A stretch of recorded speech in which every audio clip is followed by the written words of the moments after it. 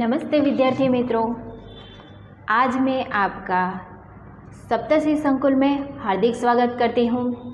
आज की हमारी हिंदी की क्लास में हम कक्षा 7 में असाइनमेंट देखेंगे। जो आगे की क्लास में हमने असाइनमेंट लिखाया था, उस असाइनमेंट को हम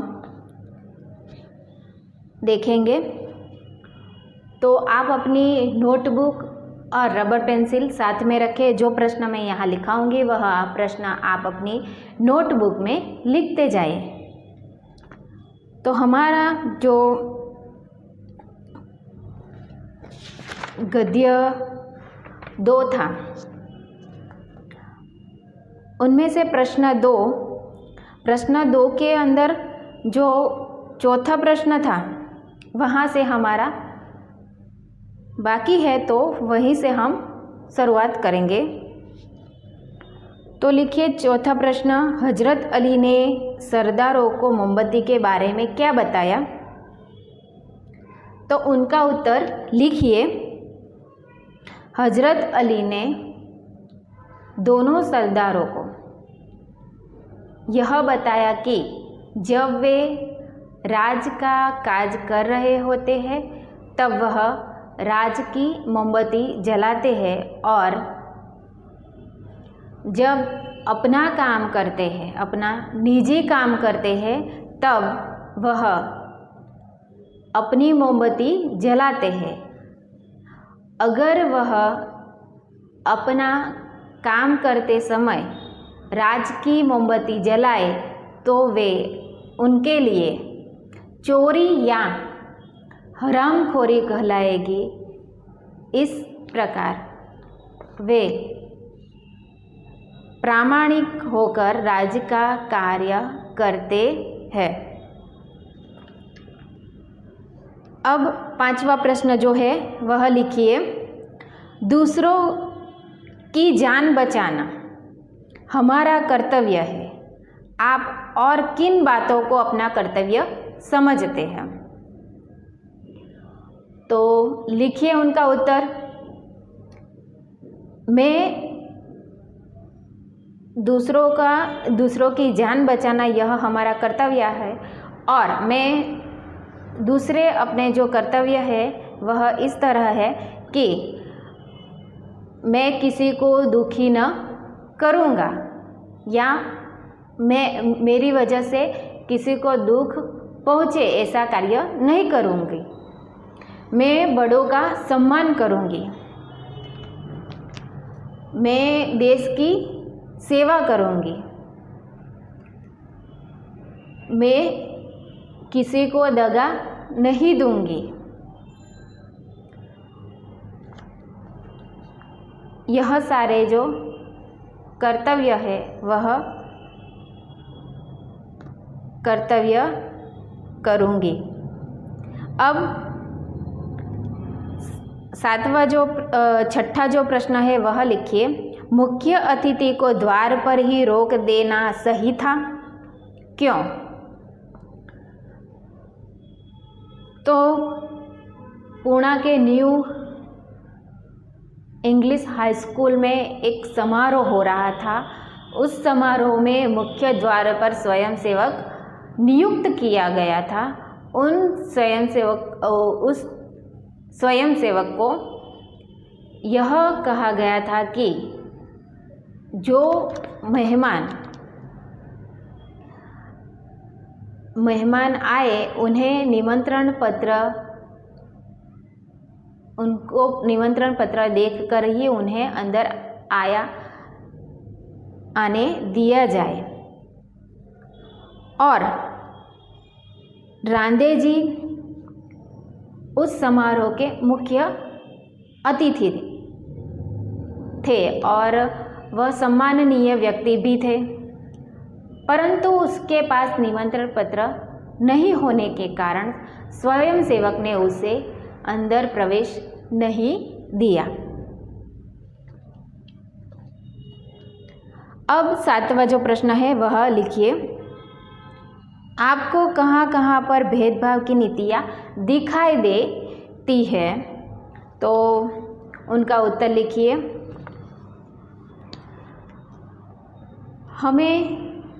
हमारा जो समाज है वह आज भी समानता की दृष्टि से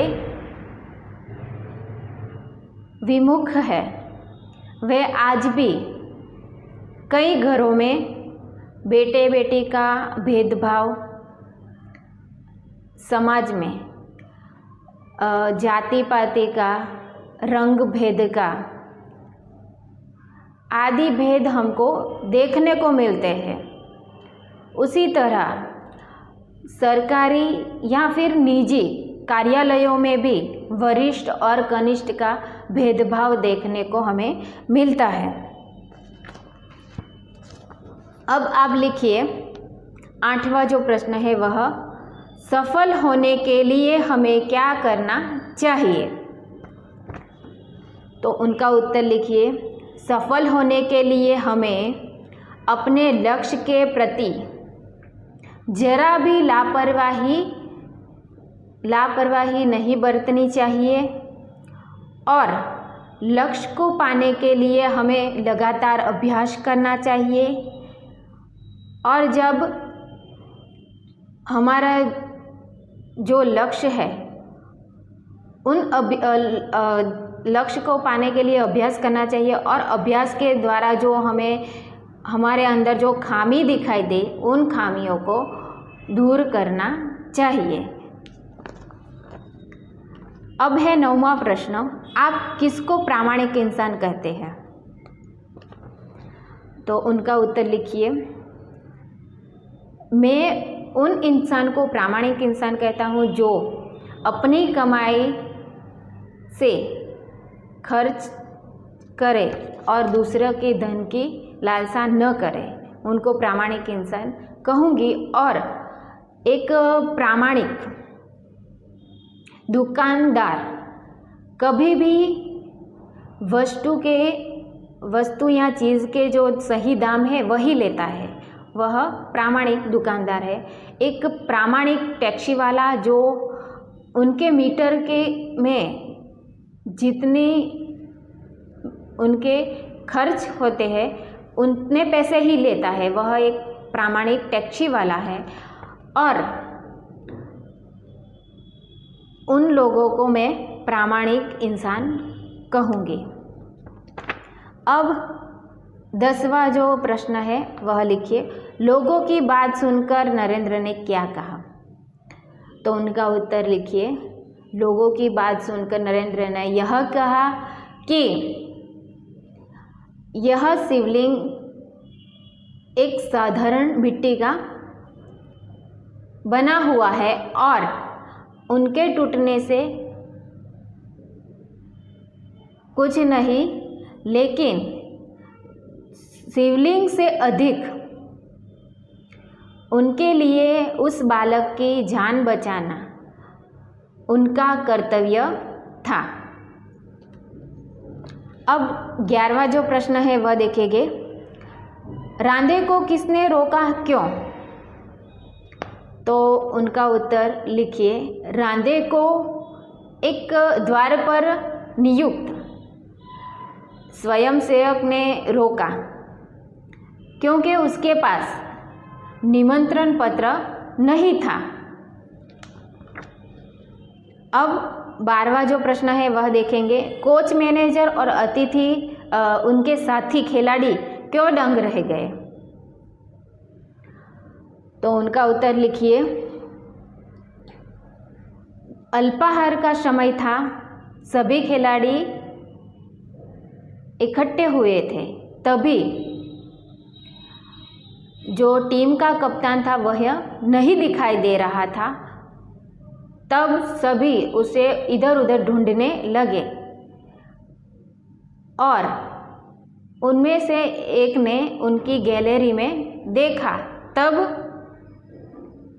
उन्होंने देखा कि कप्तान एक गेंद को दीवार की ओर फेंक रहा था और जब वह गेंद दीवार से टकराकर वापस आ रही थी तब वह दूसरे हाथ से बल्ले से उसे घुमा रहा था। इस तरह कोच, मैनेजर और साथी खिलाड़ी उस कप्तान की मैच अपने क्रिकेट के प्रति उनकी लगन और मेहनत को देखकर दंग रह गए। अब है 13वां जो प्रश्न, राजकाज का काम कैसे अच्छी तरह से चल सकता है? तो उनका उत्तर लिखिए। हजरत अली राजकाज का जो कार्य है वह करते समय राज की मोमबत्ती जलाते हैं, और जो अपना खुद का निजी काम होता है तब वह अपनी मोमबत्ती जलाते हैं। अगर जो अपने निजी काम के लिए वह राज की मोमबत्ती जलाए तो वह उनके लिए चोरी या हरामखोरी कहलाएगी और उन्हें हरामखोर कहलाना पसंद नहीं है। इस तरह राज्य के सभी काम हजरत अली जैसे प्रामाणिकता से किए जाए तो अच्छी तरह चल सकता है। अब हम जो पाठ 3 है सच्चा हीरा वह लिखेंगे। तो उनका जो प्रश्न 1 है वह लिखे, निम्नलिखित प्रत्येक प्रश्नों के सही विकल्प चुनकर लिखिए। तो पहला विकल्प है, कुएं के चारों ओर बनी ऊंची भूमि को क्या कहते हैं? तो ए जगत, बी टेकरी, सी बावड़ी, डी बैठक। तो यहाँ पे आपका उत्तर आएगा ए जगत।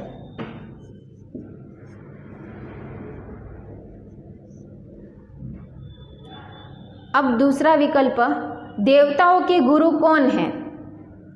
ए नारद, बी वाजपति, सी वनस्पति और डी बृहस्पति। तो यहाँ पे आपका उत्तर आएगा बी डी बृहस्पति।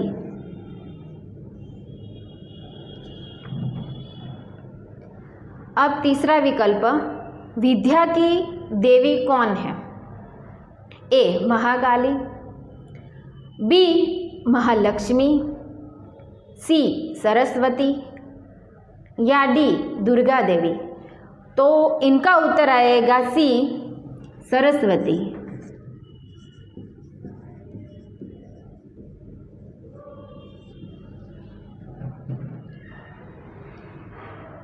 अब चौथा जो विकल्प है वह देखते हैं, प्रकृति शब्द का अर्थ। तो ए स्वभाव, बी स्वभाव, सी प्रभाव, डी लगाव। तो यहाँ पे जो बी है वह आएगा स्वभाव।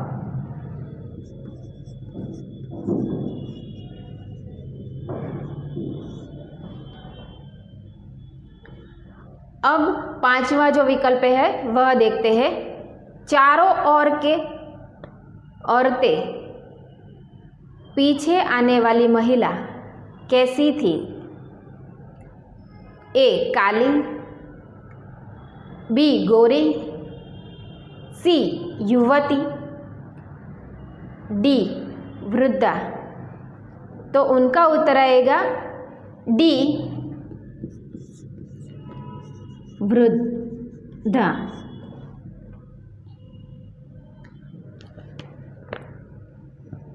अब प्रश्न 1 का जो ब विभाग है वह देखेंगे हम लोग। रिक्त स्थानों की पूर्ति कीजिए। तो यहाँ पे हमें खाली जगह लिखनी है। तो पहली जो खाली जगह है वह इस तरह से है, पक्षी चहचहाते हुए अपने खाली जगह की ओर जा रहे थे।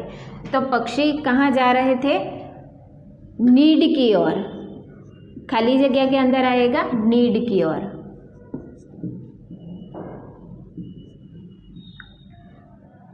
दूसरी खाली जगह है, बातचीत करते करते बात खाली जगह पर जा पहुंची।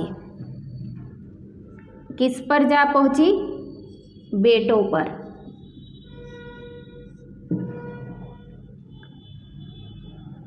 तीसरी जो खाली जगह है वह देखें, लोग बड़े खाली जगह से उसका गीत सुनते हैं। बड़े चाव से उसका गीत सुनते हैं। चौथी खाली जगह, वह आधुनिक युग का खाली जगह है। आधुनिक युग का भीम है। पांचवी खाली जगह, मेरा बेटा साक्षात खाली जगह का अवतार है। तो बृहस्पति का अवतार है। छठी खाली जगह है, तीसरी स्त्री का बेटा उद्धर संस्कृत के खाली जगह का पाठ करता हुआ निकला। तो श्लोकों का पाठ करते हुए निकला। सातवां जो खाली जगह है वो देखें, तीनों औरतें बड़ी ही खाली जगह से चौथी स्त्री के बेटे को देख रही थी। तो बड़े ही आश्चर्य से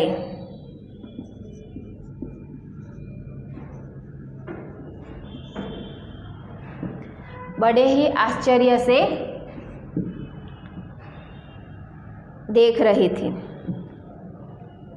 अब उनका जो क विभाग है, सही वाक्यांश चुनकर पूरा वाक्य फिर से लिखिए। तो पहला विकल्प जो है वह लिखे, पहली स्त्री ने अपने बेटे को लाखों में एक कहा है। वह बड़े बड़े बहादुरों को पछाड़ देता था। ब, उसके कंठ में सरस्वती का निवास था। या ड, लोग उसके गीत बड़े चाव से सुनते थे। तो यहाँ पे जो क है वह आपका उत्तर आएगा, लोग उसके गीत बड़े चाव से सुनते थे। अब दूसरा वाक्य, दूसरी स्त्री ने अपने बेटे को आधुनिक युग का भीम बताया क्योंकि बहुत से लोग उसकी कुश्ती देखने आते थे। ब, वह बड़े बड़े बहादुरों को पछाड़ देता था। या फिर क, वह हमेशा गदा लेकर चलता था। तो उनका उत्तर आएगा ब, वह बड़े बड़े बहादुरों को पछाड़ देता था। अब तीसरा जो वाक्य है वह देखें, तीसरी स्त्री ने अपने बेटे को बृहस्पति का अवतार क्यों बताया। वह जो कुछ पढ़ता था एकदम से याद कर लेता था। ब, उसे हाथी पर बैठने का शौक था। या फिर क, उसका जन्म गुरुवार को हुआ था। तो उनका उत्तर आएगा वह जो कुछ पढ़ता था वह एकदम से याद कर लेता था।